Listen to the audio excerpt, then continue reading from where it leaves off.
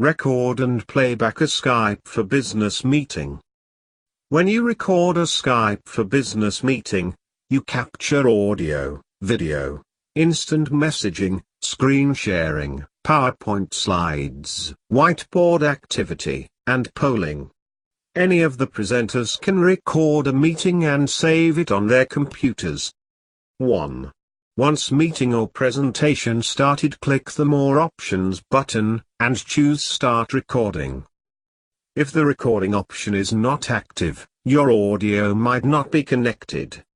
Click the mic icon to connect audio, then try again. 2.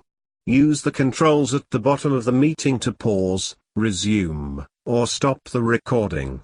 When you're done, click Stop Recording. Skype for Business automatically saves the recording in MP4 format, that you can place in Windows Media Player. You can exit the meeting while the recording is being processed. 3.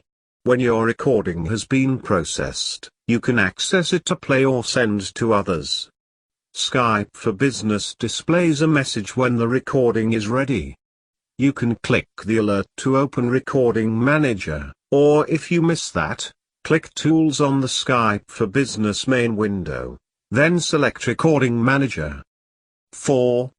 From Recording Manager, click your recording to highlight it, then click Play on the right side of the window.